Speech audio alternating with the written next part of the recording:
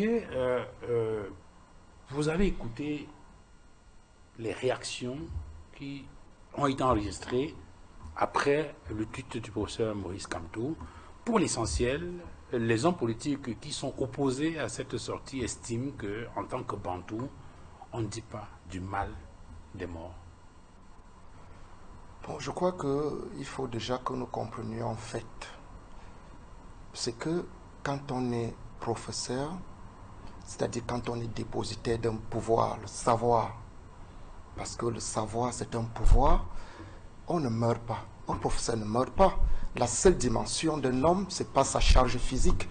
Le professeur est transcendant, c'est-à-dire il va au-delà de la forme physique d'un humain. Le professeur laisse ses œuvres impliquées dans notre logiciel. Les œuvres et la lumière émise par la constellation des intellectuels restent marquées dans le marbre d'une nation. Ça veut dire qu'un professeur qui s'en va corporellement reste là. Il est là.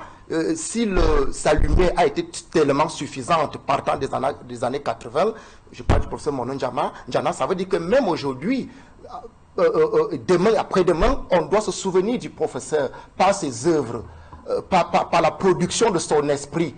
Nous parlons aujourd'hui, regardez dans la constitution de la plupart des pays africains, on évoque un terme, la déclaration des droits de l'homme et des citoyens. C'est l'œuvre des intellectuels du XVIIIe siècle. Il a fallu un Lafayette, par exemple. Il a fallu un Jacques Rousseau. Mais nous en évoquons jusqu'à aujourd'hui, 300 ans après. C'est l'œuvre des intellectuels. Ça veut dire que l'intellectuel ne meurt pas. On doit aller au-delà des émotions et des états d'âme. On doit comprendre l'autre charge, la portée que revêtent les intellectuels dans une société qui doit éclore. Ça veut dire que le professeur Hubert Mononjana, de sa chair, il peut s'en aller, mais il reste vivant. Sauf que tout le problème est au niveau de la cause pour laquelle un professeur professe.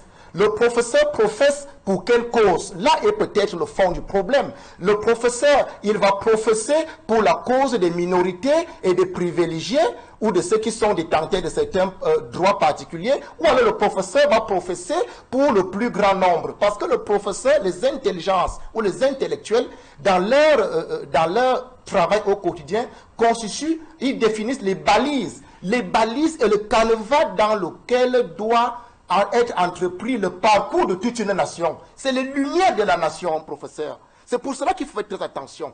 Le professeur doit avoir un comportement de transcendance, comme je l'ai dit. Ça veut dire qu'il faut prendre certaines distances avec certaines situations pour que tu élèves ton esprit et que tu sois de l'anonymat, pour que tu ne sois pas confus. Tu sais aussi ça le rôle. Parce que là, moi, je dois orienter mon narratif vers le rôle que jouent les intellectuels dans une société qui voudrait se développer, la position que les intellectuels doivent avoir vis-à-vis de l'ordre politique régnant, parce que c'est très important. Le politique étant usurpateur et corrupteur. Lorsque vous allez vous allier, lorsque vous êtes un intelligent, un intellectuel, un penseur, un docteur, un professeur, et que vous voulez faire alliance avec un ordre politique, rassurez-vous que l'ordre politique à laquelle vous avez prêté allégeance ne va pas vous noyer, ne va pas noyer votre énergie, ne va pas noyer votre lumière, ne va pas noyer votre génie naturel, ne va pas noyer vos missions, les attentes de vos concitoyens dans votre génération, des générations à venir. Ça, c'est un problème très important. C'est pour dire quoi? Parce qu'aujourd'hui... Est-ce que vous croyez que ça a été le cas pour le professeur Mononjana? C'est la raison pour laquelle le professeur Maurice Kamto, rendant hommage à son vis-à-vis, il est dit à mon vis-à-vis, en compagnon de lutte, il dit, il regrette le tropisme ethno-idéologique. Tropisme ethno-idéologique, c'est très important. Le tropisme, ça veut dire qu'il y a des orientations soit biologiques, des orientations peut-être physiques. C'est des orientations ethnicitistes. On ne peut pas tisser l'idéologie sur l'ethnicité. On ne tisse pas l'idéologie sur le communautarisme. Quand on est un idéologue, l'idéologie c'est quoi? C'est une lumière qui doit être émise. Alors, si on veut être titulaire d'une idéologie, on doit se défaire On doit se défaire de certains strates dans la société. On doit prendre certaines distinctions même avec nos origines. Pas une façon de dire que c'est un déni d'origine. Non, c'est qu'on doit aller au-delà de nos origines. Comme ça, notre idéologie va émailler les générations, va convaincre. Donc, l'idéologie traverse les frontières ethnicistes. Lorsque on parcourt ce fameux document, l'idée sociale de Paul Biya dans les années 80, il y a des choses qu'il faut regretter. Il y a des pesanteurs, et des orientations, c'est ça le tropisme, des orientations qui ne sont pas de nature à émailler, à construire l'unité nationale.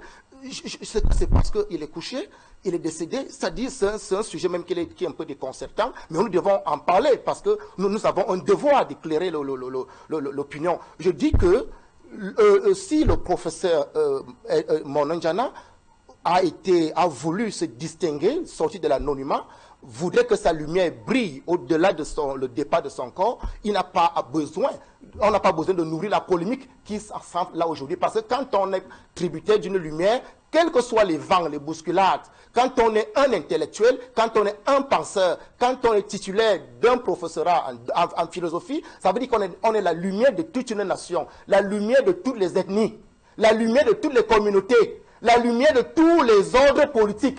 Les ordres politiques devraient s'inspirer de votre lumière. Les ordres politiques que vous avez servis, ceux de demain. Ça veut dire que nos intellectuels, nos penseurs, nos docteurs et nos professeurs doivent savoir quelles dispositions prendre vis-à-vis des ordres politiques, quelles dispositions prendre vis-à-vis de leurs origines. On doit sortir de certains cadres et faire une élévation d'esprit.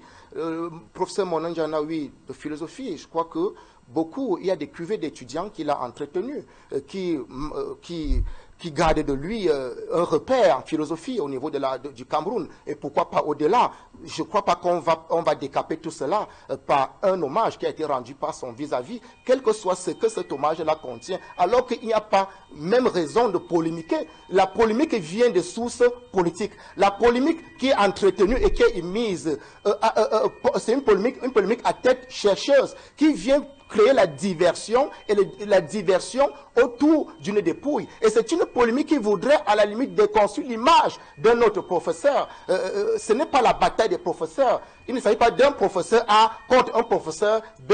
Il ne s'agit pas de la dimension de leur activité cérébrale, mais il s'agit ici de comprendre que chaque lumière dans la constellation de nos étoiles, de nos penseurs, a un devoir de servir la nation aujourd'hui, demain. Parce que quand vous partirez de votre propre corps, il faut qu'on s'en souvienne des productions de votre esprit.